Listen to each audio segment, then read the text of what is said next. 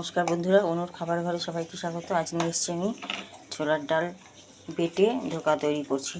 ঘরেই বেটে কালকে রাত্রে ভিজিয়ে রেখেছি, ভালো করে ধুয়ে ডালটাকে 3-4 বার, তারপরে মিক্সচার জারে এটা পিষে নিয়েছি। আর এর মধ্যে পিষার সময় কাঁচা লঙ্কা আর আদা দিয়েছি, একটু জিরের গুঁড়ো দিয়েছি।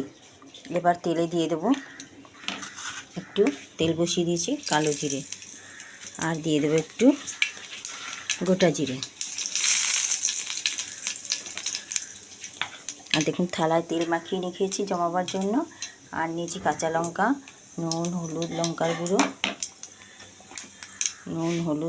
গুঁড়ো, আর নিয়েছি গোটা জিরে ফোড়ন দেবো, একটুখানি তেজপাতা, শুকনো লঙ্কা, আলু, মিষ্টি, আর একটু আদা আর কাঁচা লঙ্কা থেতো করে নিয়েছি। এই হচ্ছে উপকরণ আজকে। এবার আমি তেলে ফোড়নটা গরম হয়ে গেছে, এটা আমি এবার ছেড়ে দেব। দেখুন অল্প অল্প করে আমি দিয়ে দিচ্ছি।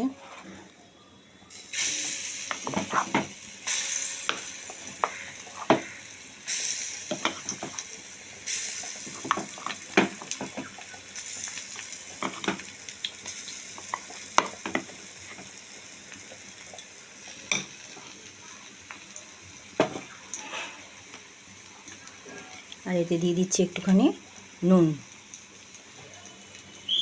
না দিলে টেস্ট হবে না। আর দিচ্ছি অল্প চিনি, আর দিয়ে দিচ্ছি তেলের মধ্যে একটু হলুদ। এবার আমি এটাকে ভালো করে মিক্স করব।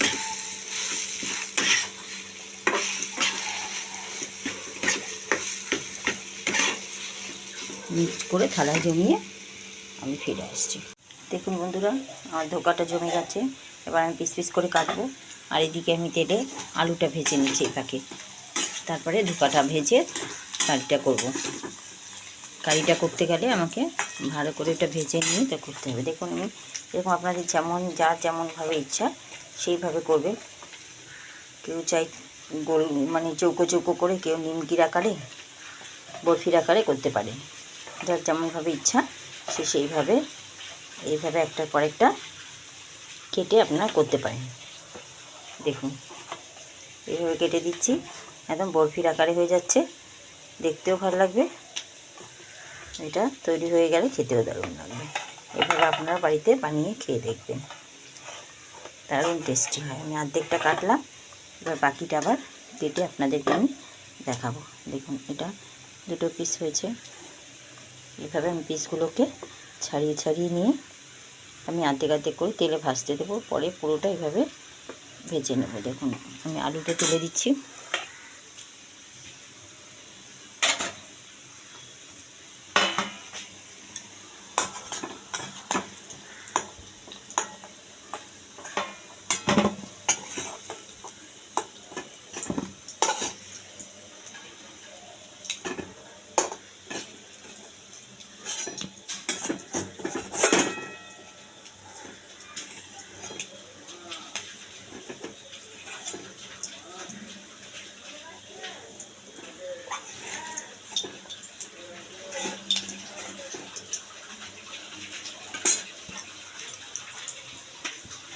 আমি আলুটা ভেজে নিয়েছি, আর এর মধ্যে ধোকা যেগুলো কেটেছি দিয়ে দিচ্ছি, আর বাকিগুলো আবার দেবো। এবার দিয়ে আমি একটু ভেজে নেব, লাল লাল করে ভেজে, সবগুলো আস্তে আস্তে ভেজে আমি আপনাদেরকে দেখাচ্ছি। ফিরে আসছি, অল্প অল্প করে দিয়ে ভাজি, 2-3 বারে ভাজা হয়ে যাবে আশা করছি। এতে আর একটু তেল দেবো পরে, দিয়ে এখন অল্প কটা ভেজে আপনাদের দেখাচ্ছি। দেখুন এভাবে সব কটা আমি ভেজে নেব।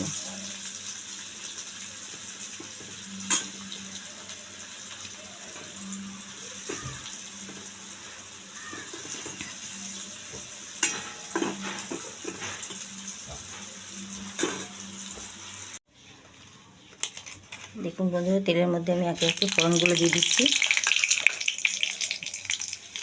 জিরে, তেজপাতা, গরম মশলা সব দিয়ে আমি এবার মশলাটাকে রেডি করব। টমেটোটাকে দিয়ে দিচ্ছি তেলের মধ্যে।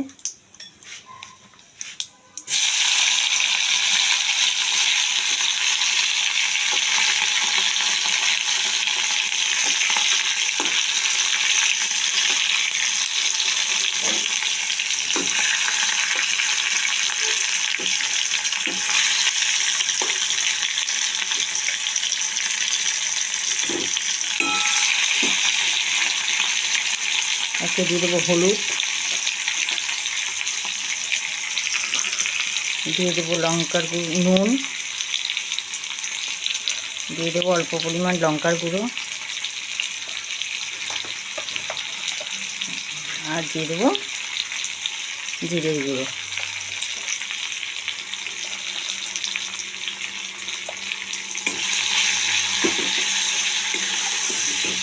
সবটা তেলে ভালো করে কষিয়ে এই কাঁচা লঙ্কা, আদা বাটা সবটা দিয়ে দিচ্ছি।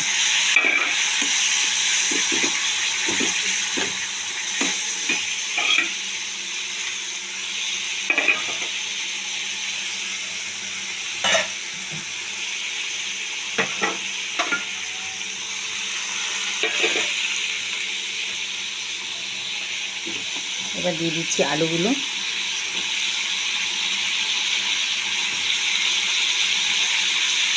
দেখুন কেমন ভাজা হয়েছে।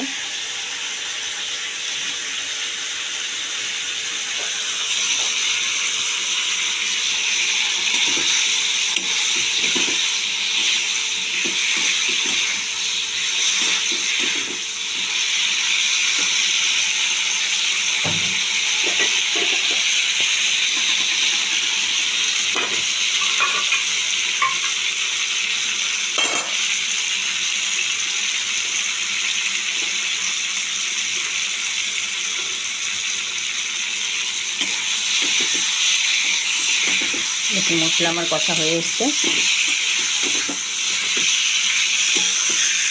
তেল ছেড়েছে, তেল ছাড়তে লেগেছে। এবার আমি যে কড়াইটার মধ্যে করে আমি ধোকাটাই করেছিলাম সেই কড়াইটা ধুয়ে জল দিয়ে দিলাম। ঘন হয়ে যাবে ঝোলটাও। ঝোলটা ভালো করে ফুটে উঠলে আমি ধোকাটা দিয়ে দেবো, দিয়ে ঢাকা দেবো। তারপর একটু ফুটতে টাইম নিচ্ছি, আর নুনটা চেখে দেখতে হবে, দেখে আমি আস্তে আস্তে ধোকাগুলোকে দিয়ে দেবো।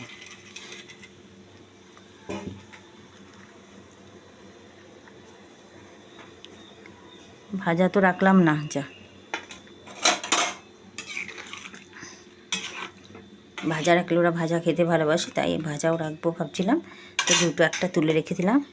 এবার ঢাকা দিয়ে দিচ্ছি, 5 মিনিটের মধ্যে হয়ে যাবে। দেখুন বন্ধুরা, আমি এখন ঢাকাটা খুলে দেখাচ্ছি। ঝোলটা হয়েই এসছে। এবার আমি দিয়ে দেবো আর একটু চিনি, একটু মিষ্টি ঝাল নুন সমান হবে, আর দিয়ে দেবো ঘি।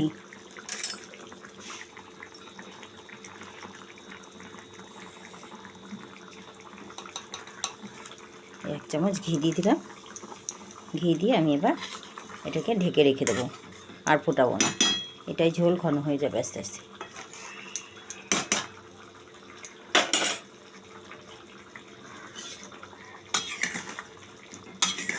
নুন মিষ্টি সমান হলে খেতেও ভালো লাগবে, আর এই ঝোলটা ঘন হয়ে গেলে খাবার সময় আরও ভালো লাগবে। এখন গরম গরম ঢেকে রেখে দেবো, আর খাবার সময় আর একটু গরম করে গরম গরম পরিবেশন করবো। আপনারা বানিয়ে খেয়ে দেখবেন, এরকম নিজে হাতে দারুণ লাগবে। বাইরের প্যাকেট তো আমরা করে খেয়েই দেখি, কিন্তু এইভাবে নিজেরাও তৈরি করে খেয়ে দেখবেন, দারুণ লাগবে। এবার আমি গ্যাসটা অফ করে নিভিয়ে দেবো। এইভাবে নতুন নতুন রান্না পেতে চ্যানেলটি সাবস্ক্রাইব করবেন, লাইক শেয়ার করতে ভুলবেন না। যে যেখান থেকে দেখছেন প্রত্যেককে আমার ধন্যবাদ। ঢেকে রেখে দিলাম।